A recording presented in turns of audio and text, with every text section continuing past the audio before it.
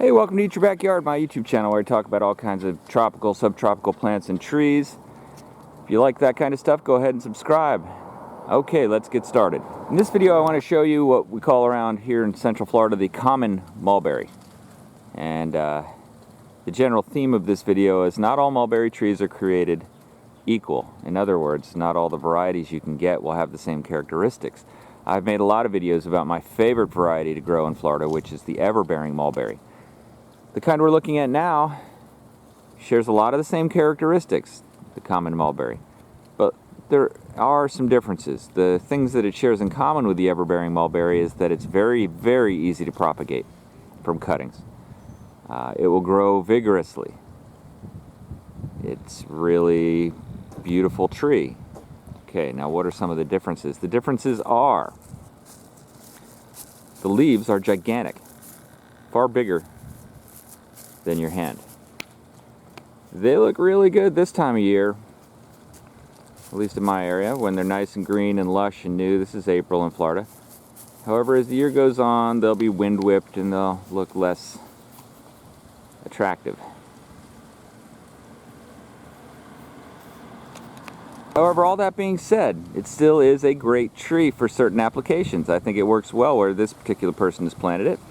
They've done something which is admirable, which is to keep the sucker count, or the little shoots that grow off the trunk, down to 0. So they're able to keep it in a nice tree-formed shape, which I think really is a much better look. Provides a nice amount of shade. This particular case, they also do a nice job kind of trimming it back so that it maintains a nice full canopy. This tree loves to be trimmed. I mean, it loves it. If you're not trimming it, you're really doing it a disservice. You know, in China, they use mulberry trees, the leaves, to feed silkworms, and they trim them and trim them and trim them, and they just keep growing. I've heard on some of my videos, one person said he grows the leaves to feed to elephants at an elephant preserve in Florida. They make tea out of the leaves. You know, there's all kinds of things you can do with the mulberry tree. And this is one variety you might consider. The fruit that it gives is a black mulberry, by the way, in this particular variety. Alright, so let's get a little more up close and personal on this tree. Oh, there is an animal up there. I think it's a squirrel. Hope, not a raccoon.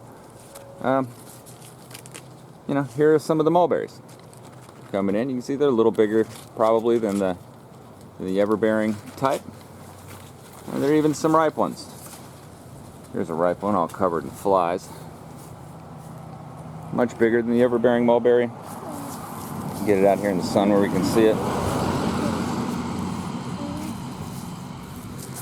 Yeah, that one's definitely rotten. If you go up here, you can see it's got mulberries. In this case, most of the ripe ones seem to be covered in flies, but you know, it's producing mulberries. Just nowhere near the quantity of the everbearing. Another interesting thing to note is, I hope I can get this on the video, these little white specks on the trunk. That's why it grows so well from cuttings. If you cut it, make sure you plant this woody part in the ground, but it's those little specks that become roots. And you know, I dare to say you could take 10 cuttings from this tree and 9 of them would grow if you stuck them in dirt and kept them watered. You know, when you do take the cutting, make sure that you trim off some of this green area. So there we have it. Oh, I'm surprised how many berries there are, but I am also not surprised at the amount of flies and things that are getting into the fruit, because that just seems to be what happens with this variety. It's kind of a very loose, larger berry, and for whatever reason, doesn't seem to produce the same kind of quality of fruit as the everbearing. Okay, well, I hope you enjoyed this video. Maybe learned something about the common black mulberry tree. Again, similar but yet different in many ways than the everbearing, which I love so much.